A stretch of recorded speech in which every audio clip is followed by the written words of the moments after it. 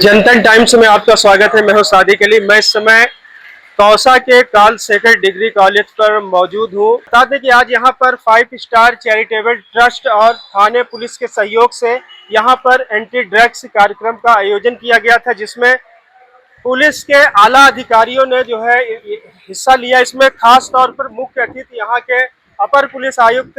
अशोक दुबे शामिल हुए और उन्होंने जो है स्टूडेंटों को खिताब किया और कहीं ना कहीं उन्होंने इस बात पर जोर दिया कि माता पिता अपने बच्चों पर ख्याल रखें। और उनसे जब पत्रकारों ने सवाल किया कि ऐसे पेडलर जो ड्रग्स बेचने वाले हैं बार बार पकड़े जाते हैं, छूट जाते हैं, उनको लेकर यानी पुलिस क्या कार्रवाई करेगी, इस पर उन्होंने कहा कि हम उन पर जो है एमपीडी की धारा के तहत जो है कार्रवाई करेंगे। तो आइए आपको सुनाते हैं कि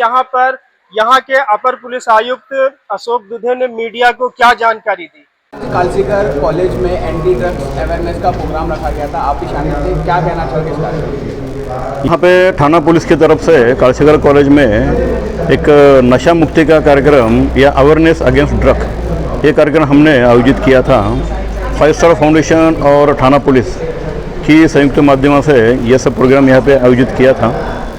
इसमें हमारी कोशिश ये है कि पूरे मुमरा और जो भी थाना एरिया है, थाना सिटी सब एरिया है, यहाँ पे कोई भी ड्रग्स की बिक्री ना हो, कंजम्पशन ना हो, और लोगों के बीच में अवेयरनेस आने के लिए ड्रग्स के दुष्परिणाम,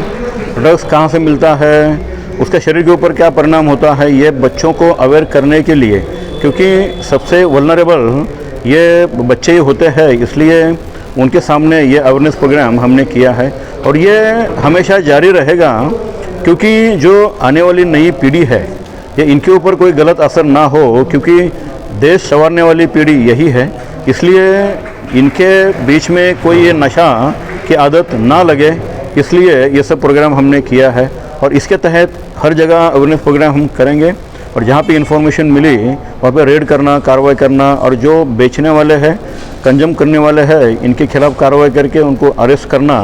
ये भी हमने पूरी कार्रवाई हमने शुरू की है। सर, दिन से ज़्यादा रात में ज़्यादा टपरियाँ ये लगती है, पर इसमें नाइट राउंड अभी बंद हो गया है। नहीं, नाइट राउंड बंद नहीं हुआ है। जहाँ पे ये दिन में या नाइट में कॉलेज के बगल में जितने भी इलीगल चीज़ें बेचना, जैसे बैन सिगरेट या बैन कोई चीज़ बेचना, ये कानूनन अपराध है, इसलिए जब भी इंफॉर्मेशन हमें मिली वहाँ पे हम कार्रवाई करने वाले हैं। जो भी पेडलर्स है उन पे एफआईआर दर्ज की जाती है, उनको जेल भी भेजा जाता है, फिर आने के बाद फिर वापस वही उन लोग काम करते हैं, फिर बेचते हैं, उन लोगों पर पुलिस किस तरीके की सख्ती करेगी? ये जो बार बार बेचने वाले हैं उनके खिलाफ कार्रवाई होती है,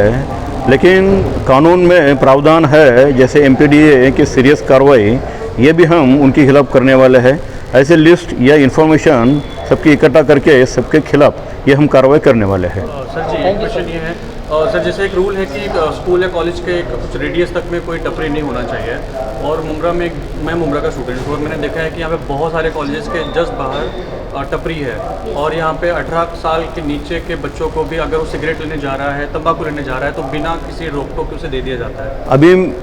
हाँ, तो हम उस पर किस तरीके से मिल के एक एक्शन ले सकते हैं या फिर हम कुछ कर सकते हैं? अभी मैंने वही कहा कि कॉलेज के बगल में जो इलीगल चीज़ें या बैन चीज़ें जो है, जो कानूनन बेचना गलत है या बैन है, उसके खिलाफ हम इंफॉर्मेशन लेके हम कार्रवाई करने वाले हैं। मेरी सबसे गुजारिश है, जहाँ पर भी ये ऐसी चीज़ें बेचते हैं पान टपरी पे, जो छोटे बच्चों को सिगरेट हो या जो भी तंबाकू हो, जहाँ पे बेचते हैं, इन्फॉर्मेशन हमें दे दीजिए, हमारे सोर्स से हम इन्फॉर्मेशन निकालने वाले हैं, उनके खिलाफ हम कार्रवाई करने वाले हैं।